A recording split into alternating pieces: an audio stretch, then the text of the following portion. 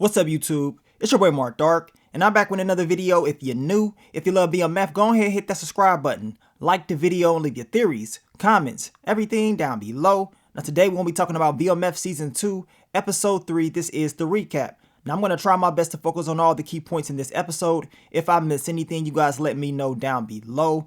And this was a crazy episode, y'all. This was probably, not even probably, this was the best episode so far this season. I cannot wait to see what's going to happen next. Your boy B. Mickey. After what happened at the end of this episode, you already know Meech is going to think it was a setup because he was out there on that phone. He was acting very weird. And I'm pretty sure Meech is going to have some questions for him in the next episode. And it seems like everybody's going to be taking orders from B. Mickey.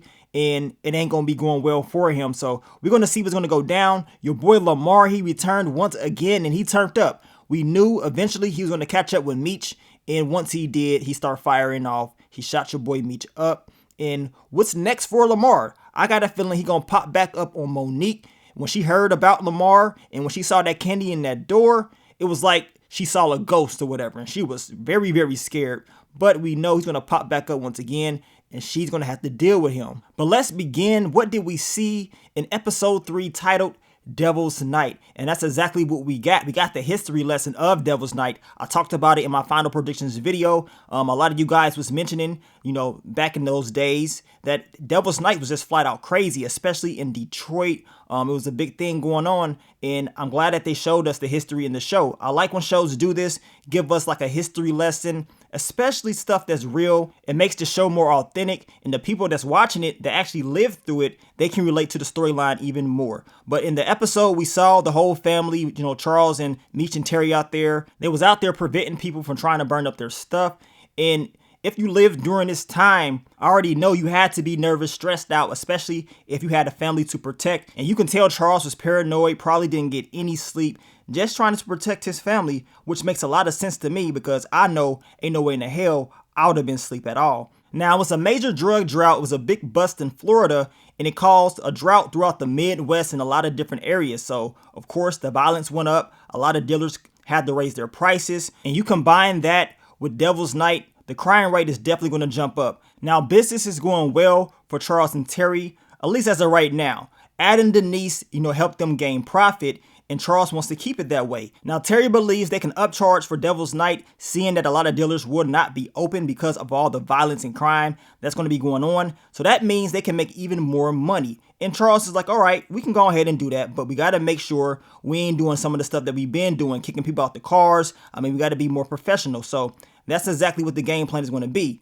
Now we get to Meech and your girl Monique. She is back. Meech done clapped those cheeks for the one time. He gets a call from his cousin talking about he's been robbed or whatever. You already know that's a flat out lie. Now Meech goes to the bedroom and apparently he has a daughter named TT. We know TT ain't his because Meech, she kept saying she don't do that to daddy and all that. He kept just saying daddy. So it's going to be some type of twist and that baby is going to be Lamar's. And Zoe had that look on her face like you are not the father. She know the truth. Now we get to Terry and Nicole. They're driving. I believe they was going to school or whatever. And then all of a sudden the tire goes out. We know what time it is. We know the car competitor from last week's episode set all of this up to get back at Terry because he messed up their brochures and he took a lot of business from them, right? So Nicole, she ends up, getting injured in her head and it could have been worse, but luckily she was all right. Now we get to Meech and K9 and Meech is telling him, look, he needs another re-up. His cousin done got robbed. But we know it's a drug drought. We know K9, he's not going to tell him, well, I ain't got it right now. He does tell him in a couple weeks, but Meech is like, look, I'm trying to prove my loyalty. K9 tells him you need to check out your cousin's story about getting robbed because blood does not make you family, loyalty does. And he tells him if he goes and he gets the dealer, Travis, who we saw on last week's episode, that guy reminded me of Debo. The way he was running his mouth, he reminded me of your boy Debo. But he needs him to be returned alive. And I'm thinking like, really? So you want Meech to go get this guy, this big dude who's going to be shooting back at him and bring him back alive?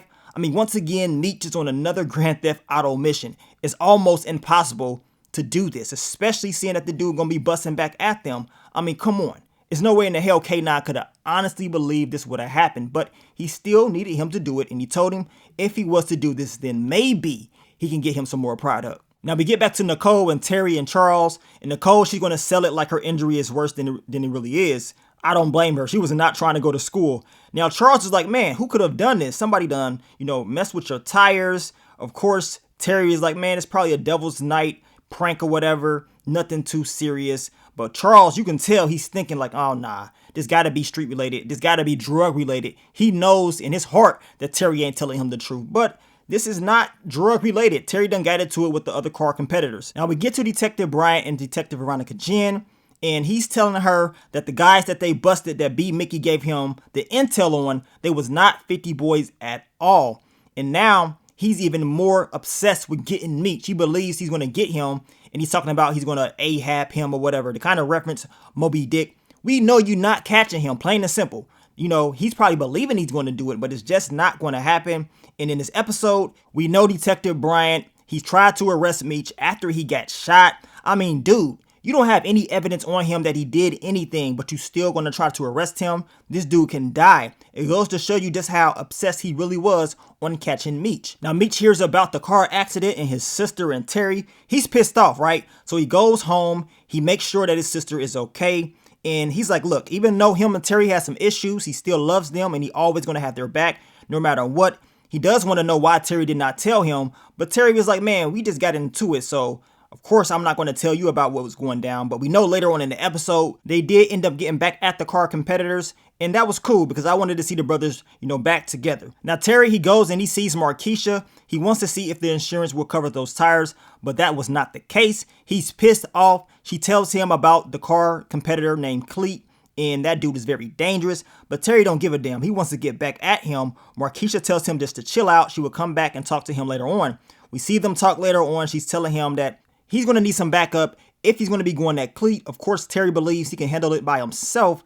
And we know that's not going to be the case. He's going to need his brother Meech to help him out. Now, she does tell him about the fires, Devil's Night, and how a lot of those people that's causing those fires, they don't even live out there. They live in the suburbs and they got businesses out there and they set those fires to collect the insurance money. Makes a lot of sense. And that sounds like something that goes on in today's world. I mean, very similar to some of the stuff that we see. But she did mention how you don't see that in the media. I wonder why. Then we get back to your boy Lamar. He rose up like the Undertaker. I swear, watching this episode, especially the Lamar scenes, it was almost like watching a scary movie. This dude was on one. He took the gaiters off of the dead body and he took some clothes from his cousin. I mean, look at this guy. Look at the shoes. I mean, this ain't the type of guy you want to run across. Trust me. Lamar pops up at Zoe's school and she's looking like, man, I could have sworn I just saw Lamar. But of course, once that bus went past and she looked back, Lamar was nowhere to be found.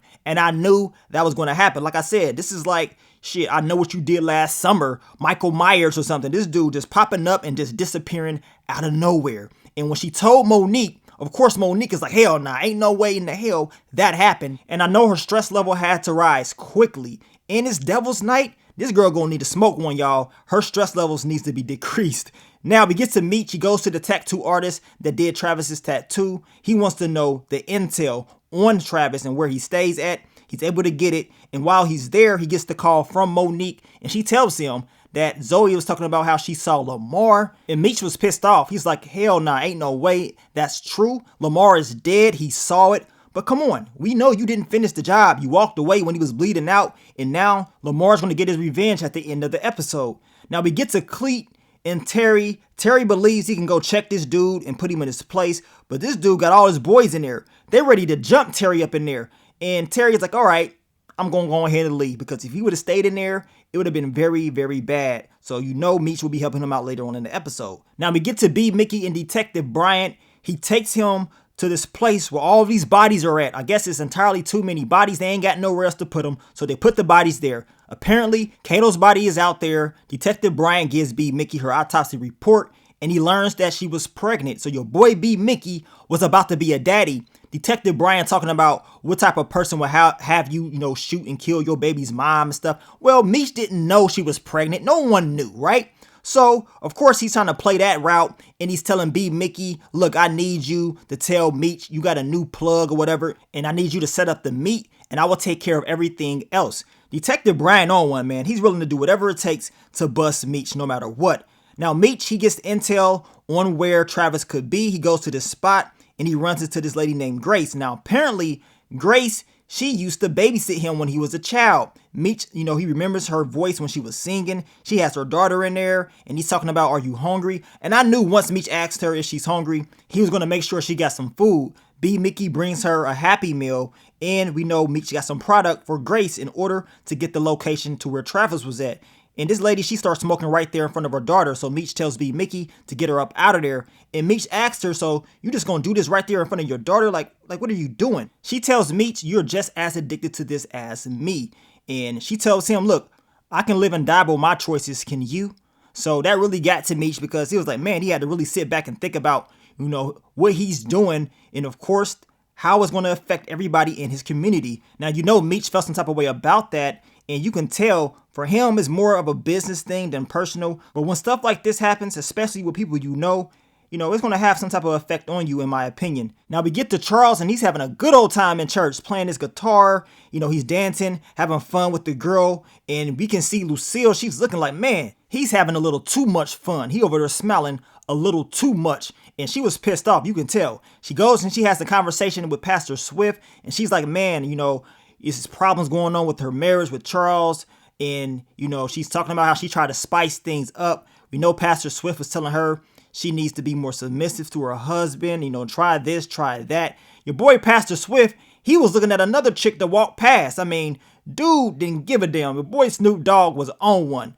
And he was talking about how every man has their desires. And like I said, when she walked past, it was funny as hell. But you can tell Lucille, she ain't really feeling what Pastor Swift was talking about as far as being humble and submissive and all that. We know Charles does find out because Pastor Swift told him, and Charles was pissed off. He was pissed off. He was telling Pastor Swift, don't talk on his marriage. He ain't never hit a man on the cloth, but he will. You know what I'm saying? He will. Pastor Swift didn't bow down. He was like, look, pride often comes before the fall, and he tells him he needs to, find a new place for those magazines. So Pastor Swift didn't give a damn about what Charles was talking about. All Charles can do is just walk out and be pissed and take his frustrations out on Lucille. Y'all let me know, did Lucille do the right thing by telling Pastor Swift their business?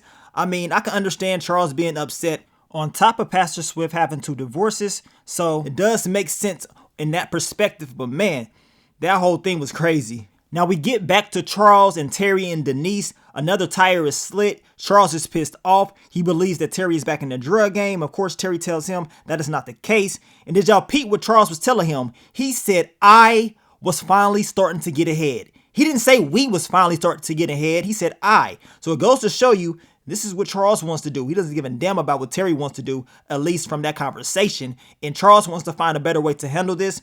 And we know Terry and Denise is talking about getting some payback. Denise is on one. She's like, look, your father, I respect him, but he doesn't understand that if we don't do nothing about this, they gonna keep coming back at us and we got to get back at them. So we know she used to work at GM, and her and Terry, they gonna go and put in some work later on in the night. Now we get back to Lucille and Charles, and you already knew this was going to happen. She's like, look, you going over to Mabel's and fixing her fan. What about our walls? They've been messed up for 2 years. Like, what about that? He's pissed off. He's saying, look, why did you go to Pastor Swift and tell him about our problems?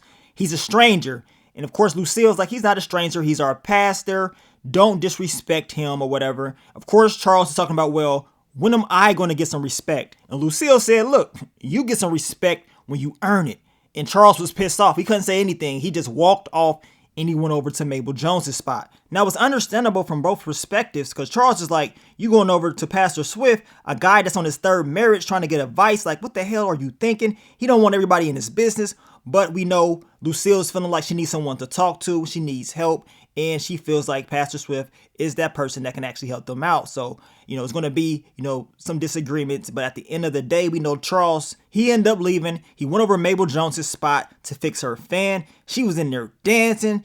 She was trying to flirt with your boy. Well, she wasn't trying. She was flirting with your boy Charles. And, she convinces him to go down there and dance. This dude was barely even moving. And she's talking about, oh, you got all these great moves and all that. I didn't know you had it in you. I mean, she was low-key trying to throw it back on Charles for real. And I'm going to tell you right now, this girl Mabel Jones is going to be a problem. And we're going to talk more about her this week. But she was trying to pay Charles the money and he wasn't trying to take it. And she's like, look, take this money, I respect you. And that was put in there purposely because we know Charles just told Lucille, when am I going to get some respect up in here? And she said, when you earn it. Well, Mabel Jones, from the looks of it, she thinks Charles has already earned her respect, and she trying to throw not just money at him, but she trying to throw those chicks at him. And from the looks of it, Charles is going to have a lot of temptation to fight in these future episodes. Y'all let me know how y'all think this is all going to play out. Now we get back to Detective Bryant and Detective Veronica Jen. She gives him the Moby Dick book because she already told him Moby Dick was not caught, and he believes he's going to be able to catch Meech or whatever. Now they end up hearing about a fire because we know it's Devil's Night. Come to find out, a building is burning up. The people of the community, they're burning it up. They want it down because of what this house represents. And we know Veronica Jen, she runs up in there. A guy was in there. He was burning up. She goes in there. She pulls him out, risking her life. And they reveal later on in the episode that she has some trauma. And this is why she ended up going in there. We end up learning that the guy was in the military. And we learn more about this whole story later on in the episode. Now we get to Terry and Denise. And they're in there putting in work. They're getting payback for what Cleet did to them.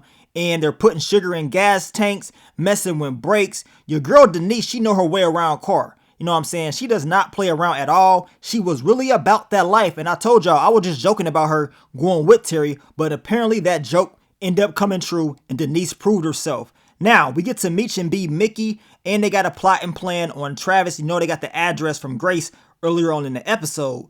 Now, your boy Travis, he in there getting it on with Peaches. So now this changes everything. We got K9's girl up in there getting her freak on. And Meech and B Mickey, they decide to burn down his car. He runs out. All of a sudden, the shootout starts to happen. Meech is telling him like, look, dude, I'm not trying to kill you at all. And they end up just keep shooting. And while Meech is telling him he's not trying to kill him, B Mickey end up catching him on the side of the head and dropped him straight off. Meech was telling him like, look, dude, we wasn't trying to, kill the dude. Like, what are you doing? And B Mickey's like, dude, he was shooting at us. Like, what did you expect us to do? We're not just about to sit here and allow him to shoot us and take us out.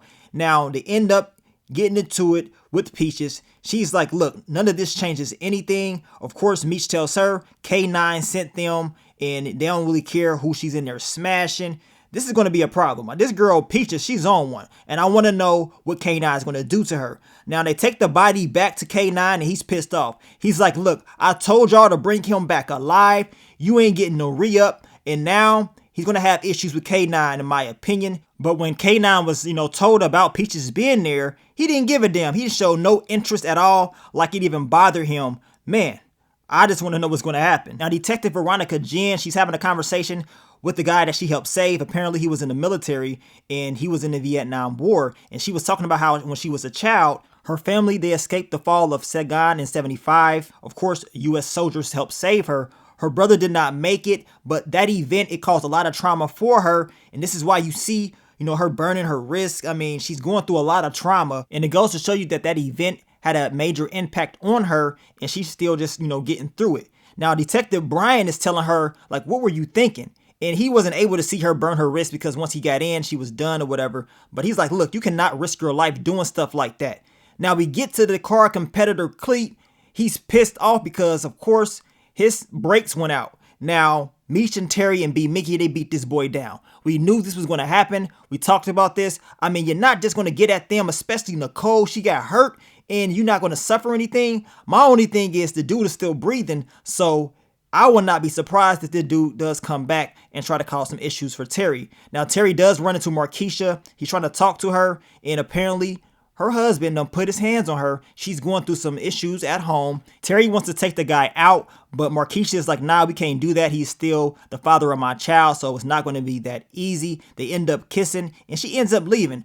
This is going to, turn out very, very bad, especially if her husband continues to do what he's doing, which most likely is going to be the case. Now we get to Monique. She opens up the door and she sees the candy on the door and she knows that's the candy Lamar used to get her. And now she's really scared.